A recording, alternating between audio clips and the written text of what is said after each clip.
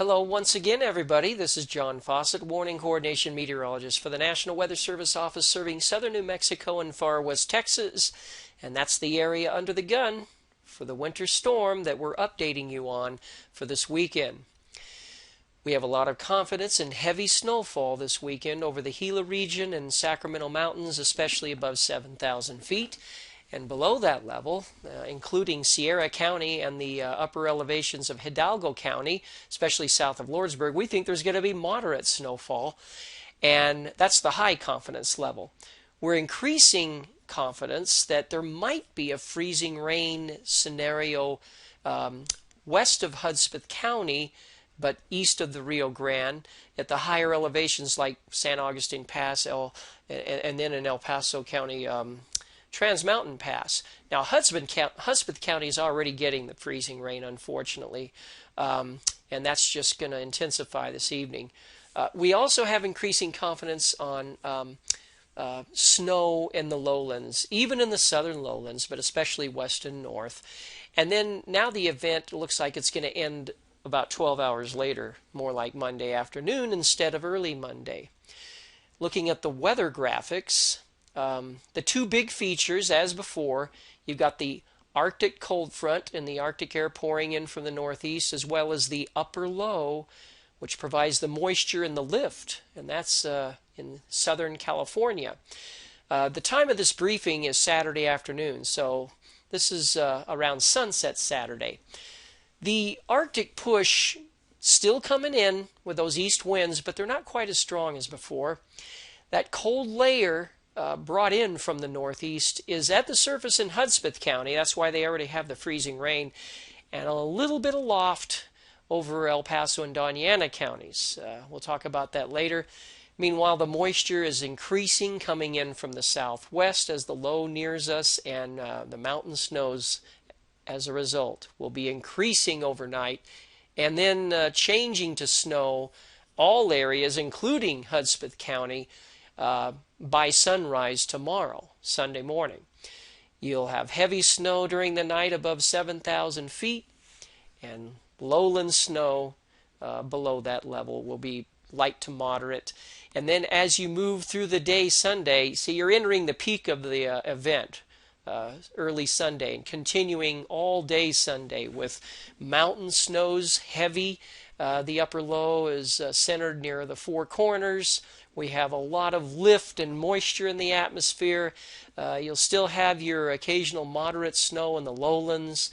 And then, after this time, tonight, or excuse me, I'm sorry, getting ahead of myself. Sunday night into early Monday, the intensity will start to drop off as the low passes further to the east. But you still have moisture wrapping around from the north. So heavy snow in the mountains, but starting to taper off, and the lowland snows will start to taper off early Monday.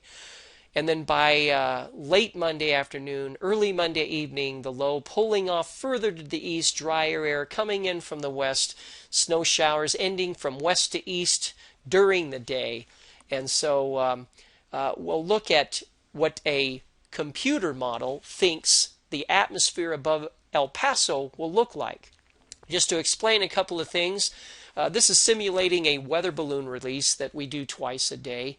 The computer is just trying to predict what that atmosphere would look like. So in a couple of hours from right now, Saturday at 5 p.m., warm air aloft. And that means the precipitation forming in that zone is rain.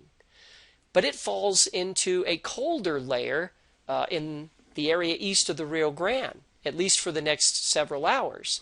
Now look at that line angling down from right to left. That blue line is the freezing line.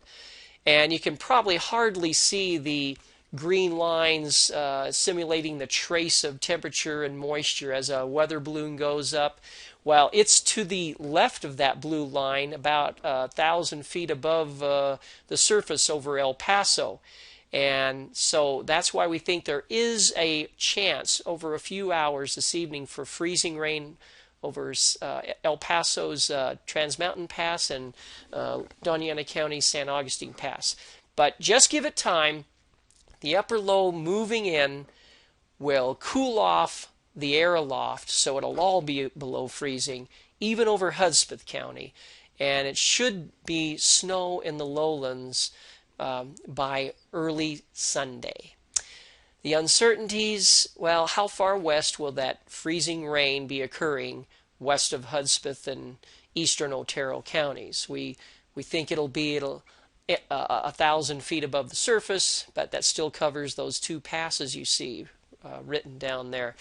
The amount of the amount of snow in the southern lowlands, well, we think the colder model may win out, and you may end up with 2 to 4 inches in many of the southern lowlands, especially the favored upslope areas. That would be the eastern slopes of area mountains like East El Paso. They may end up even with 3 to 5. We'll see.